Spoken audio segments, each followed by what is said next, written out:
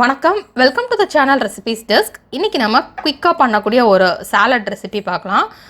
இது வந்து வேர்க்கடலை சாலட். இது வந்து டேஸ்ட் ரொம்ப நல்லாயிருக்கும். நீங்கள் ஸ்நாக்காக கூட எடுத்துக்கலாம், இல்லைனா பிரேக்ஃபாஸ்ட்டாக கூட எடுத்துக்கலாம். இதுக்கு வந்து நம்ம ஊற வச்சு அவிச்சு வச்சுருக்கிற நிலக்கடலை எடுத்துக்கலாம். நல்லா இந்த மாதிரி சாஃப்டாக அவிஞ்சிருக்கணும். நம்ம நைட்டே ஊற போட்டுட்டு நம்ம மார்னிங் அதை எடுத்து ப்ரெஷர் குக் பண்ணிடலாம்.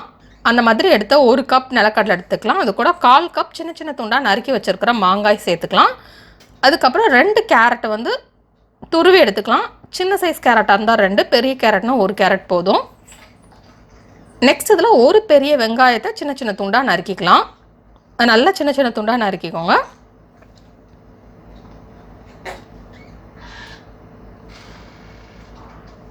நெக்ஸ்ட் இதில்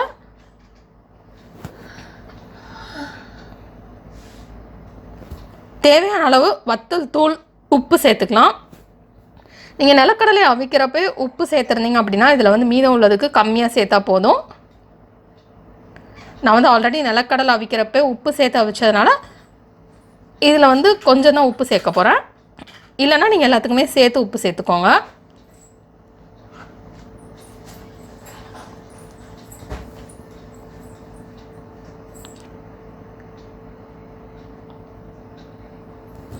இப்போ இது எல்லாத்தையுமே நல்லா மிக்ஸ் பண்ணிடலாம். மிக்ஸ் பண்ணிவிட்டு இதை க்ளோஸ் பண்ணி வச்சிடலாம். க்ளோஸ் பண்ணி வச்சுட்டு 4லேருந்து 5 மணி நேரம் கழித்து நம்ம சாப்பிட்டா தான் அந்த டேஸ்ட் நல்லாயிருக்கும். எல்லாமே நல்லா ஊறுனதுக்கப்புறம் அந்த டேஸ்ட் நல்லாயிருக்கும்.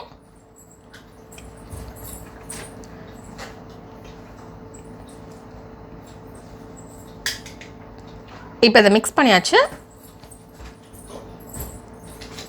இப்போ நான் இதை க்ளோஸ் பண்ணி வைக்க போகிறேன்.